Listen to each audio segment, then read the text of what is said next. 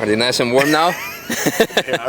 They're definitely nice and warm. And today we have a massive premiere. Not only we have SSR Performance GT4 RS Club Sport Cayman, I'm also wearing brand new shoes to match the car, combined with Ed and Eddie socks from Cartoon Network, all the 90s kids, for extra power. Now, we already did a lap because right now it is 1:45 and we wanted to be the first ones on track to make sure that there would be no track closures, yada yada. It's a very important car, very important video. It's a very important car for the channel, for the Nürburgring community, for everyone. GT4 RS in its base, one of the latest GT products, very exciting one, the loudest one as well in comparison with the 992 GT3 and 992 GT3 RS, and also the most affordable one. And when I drove the European delivery car of David earlier this year, many people asked, what do you think of it? Well, at the time I had actually one big issue with the car. Because previously, before I drove that car, I drove the 992 GT3 with a double wishbone front suspension. Later, we did the whole spa 3-day experience with Porsche, with also with GT3 RS, absolutely next level. And then I jumped into this. On the first lap, when we were driving around 8-minute pace, it was like everything was kind of okay, not too bad, no big issues. Then the second lap, tires warm, let's start push a bit. And that's when the issues started to become apparent. The front end axle is non-existent, I would say, on the GT4 RS for the speeds that you are able to achieve with the car.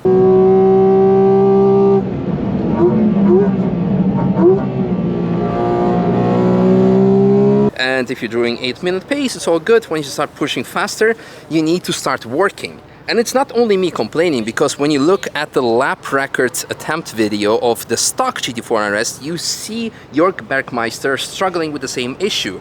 There's a lots of lift-off oversteer happening, trying to make the car rotate.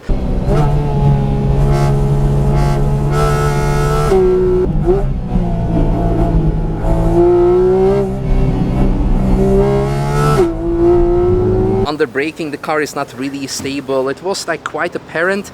And this was for me personally the biggest issue that I had with the car. I'm like, yeah, it's great, it's very emotional, it's very light, horsepower to weight ratio and even lesser drag makes the car even faster. And you, unlike the GT3 RS, you have also the frunk you can use, etc, etc. But for the track applications, I was like, it was missing that, because of course on 992 you have a double wishbone front suspension, here you have a McPherson. So, where does SSR in this case come in? Well, first of all, what we see, not only those cute canards, that are very functional by the way, the biggest prominent element here is actually this. I would say sometimes you would have a V-mount cooling, but in this case it's purely for the airflow, to reduce the front drag so the front will not be lifted and the wind can go through it. You even still have a bit of frunk space. In addition, if people want to or don't want to, you can screw it out and you have all the optimal frunk space, right? So that is all possible. Lots of front end grip.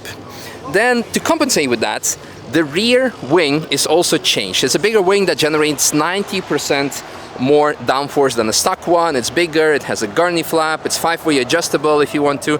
With all the extra downforce, with all that power comes great responsibility. So the stock suspension would not cope, and then in addition, the stock suspension, I had to say it, it's bad, because the 992 stock car functions in stock way, no problem. The RS is just like meh. But this, it's SSR Performance developed V4 version in combination with the lift system. Correct. Yeah, so if people would want to live, if they want to lift but they don't want to go to the gym, they buy the SSR kit and they lift their suspension all day long. All the bad jokes aside, so suspension is modified as well. And I'm going to do like kind of spoilers ahead here because we already driven the car. It effing works. Now, in addition, you also have modified brakes. So braided lines, different brake pads. The discs are still the same. The discs are the same. Different fluid, obviously. We are on Cup 2 tires. They were brand new.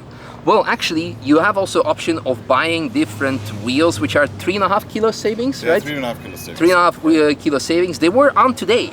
But the car was on Gear Collector's track, they own the GP track, and Gear Collector destroyed the tires for me.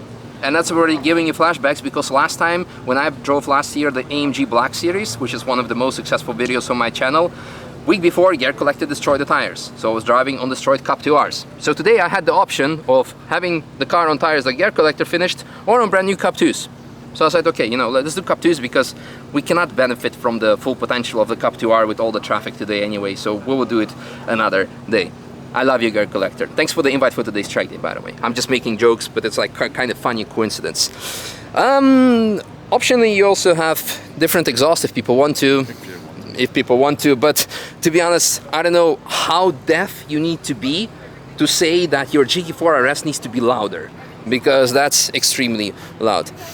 I don't know if I forgot to mention anything else. I mean, the interior is pretty much stock, so you have basically a GT4 Club Sport race car with all road-going features such as air conditioning. The interior is stock, obviously. And speaking of, sorry, you can get it right yes, now even. And that is also important thing. You can get this kit right now. So everything combined with GT4 RS being the cheapest, or that's a bad word, the most affordable of the GT products. It's more affordable than the 992 GT3. With SSR Performance Kit, it makes it on par, I would say, with the 992 GT3. Lap time performance-wise, emotion-wise, it's even definitely more emotional. So it's fantastic. For me, most important thing is that it fixes the issues that made me really dislike the GT4 RS. But in this case, it made me really love it. You'll see, we did 2 laps. First one to scrub in the tires, because brand new Cup 2s and also cold, it's worse than just having cold tires. But even then, it was like, all right, this car wants to move. And then the second one, warmer tires, me being more used to the car, but still a lot of traffic, so lots of holding back. And even with that, the car is extremely fast. What is the price of the kit, roughly? So it will be roughly about 40,000 euros. Yeah, because at the end, including the wheels. Including the wheels. Because we know how expensive aftermarket wheels can be, like 20,000 euros for wheels alone. Around 40,000 euros, because it all depends. Do you want the wheels? Do you want the exhaust? Do you want this? Do you want... The nice thing is that you can start just, for example, with the splitter, with the suspension, so you don't need the whole package. So you can buy separately? So it goes up, so you can just improve the car and just start with maybe with the suspension and the splitter afterwards. So you get better and better, and then you say, okay, I want more, so let's go for the aerodynamic. And so that's how. And probably the most important thing, because at the end of the day, we are in Germany, and people want to drive their car in TF or even track days, and to be still within the law. Everything is in the papers. Everything comes with alles eingetragen. Yeah, wonderful. Okay, I think we've talked already for quite some time. I would say you guys definitely enjoy the laps. We're gonna include both of them because they were both phenomenal, to show you how much difference there is between all the cars. Okay, I'm done talking. I'm gonna take a break because I really enjoyed driving this, and who knows, like we said at the end of the second lap, maybe now I should get GT4 RS. Enjoy!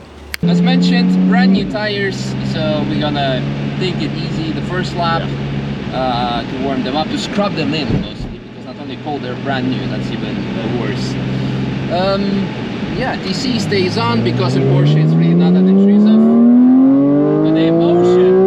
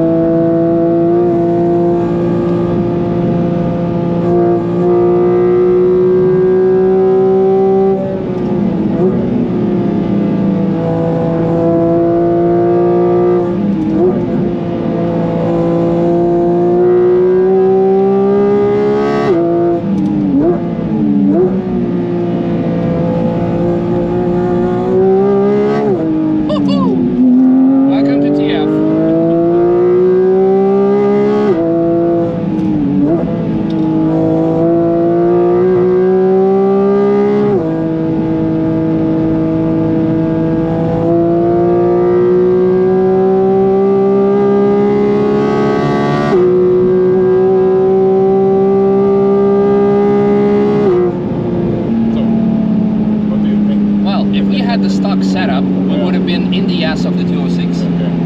So, the French.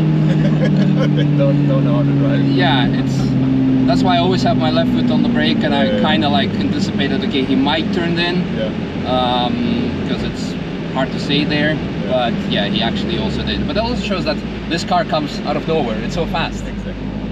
No, I'm really impressed. Like I said, already the braking into Armberg on brand new tires, on not optimal pressure. I wonder if we can do one more lap on our fuel level. Probably. It says 43 kilometers on current consumption way. I think we should be okay. Worst case, we roll it. Huh? Yeah, I would love to. No, I loved it. Like I said, the Armberg it showed for me, that was the main issue with the other car, but now the car is so confident. Yeah.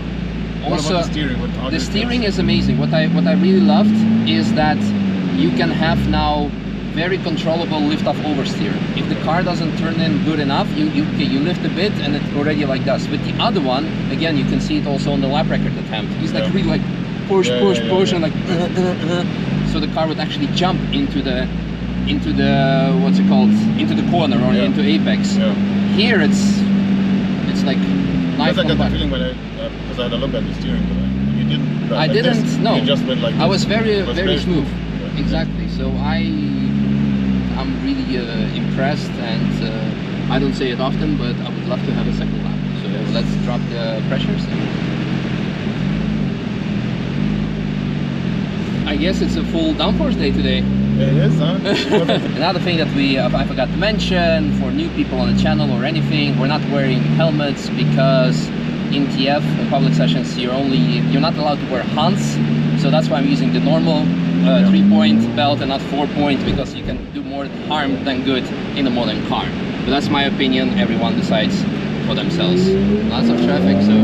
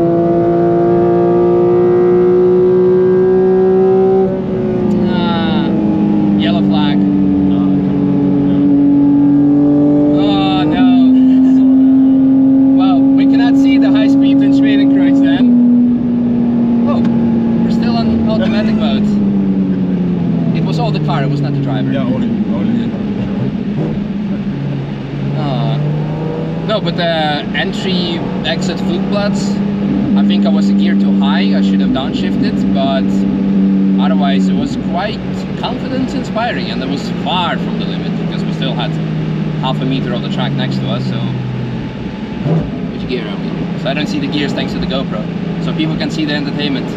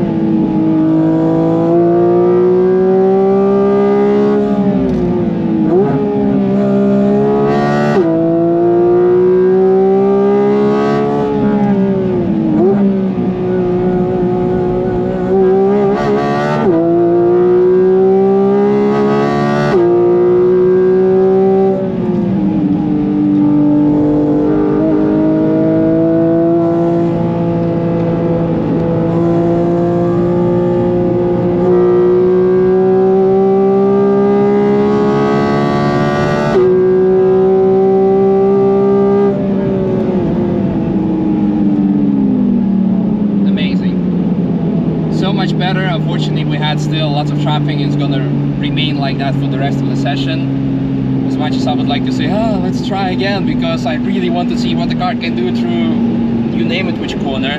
I think the key points have been taken away. The front end issue that I had personally a lot with the stock GT4 RS has been solved.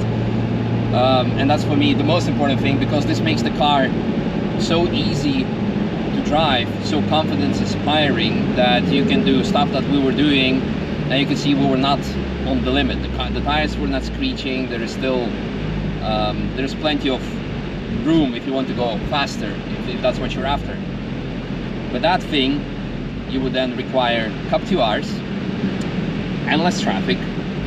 So let's try to go again, cup 2Rs on a track day. Okay, that's a good idea. I think then we can have really extract the full potential of the car.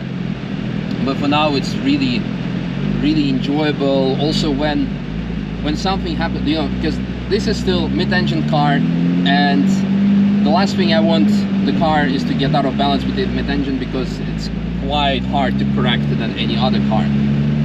We had a bit of drift, I think, exit Wehrseifenn, and also quite a wheel spin and a bit of imbalance exit carousel, but it's so easy to catch. Then again, of course, you have also traction control that is very, the PSM, please save me, or Porsche Stability Management. The system is so good that it lets you go on the gas early without actually slowing you down, and only when it really something happens you can slow things down. No, it's amazing for me. I'm happy. I mean, like I said, the only thing I can complain about is, no, the track is full, but that's a reality. We cannot change anything about it. But it also shows on camera how much faster the car is than everything else out there. So we had literally everything from normal cars and supercars and hypercars. Yeah, it's amazing. And you can get it already now, so you don't have to wait until Christmas. You have to wait, yeah. You don't have to wait. Nice. You know, so we're ready to deliver. I'll think about it. Yeah. I'll think about it. Because I was saying, I was like kind of considering / window shopping for a 992 GT3, because I dislike the GT4 RS for my purposes. If I would not be driving the track every day, and it would be like, you know, road car, fantastic, amazing, but on the limit of this front axle was for me like after knowing what you can do with the GT3, and I think this is even more expensive than a 992 GT3, or is it? No, first is the RS, and then it's a, yeah, exactly, then is the GT3, so this is even cheaper. So probably for the price of a GT3, you can have this with your kit on it. Yes. Roughly. Yeah. And you're gonna have significantly more noise. That's amazing. I loved it. Oh, there's Tilo.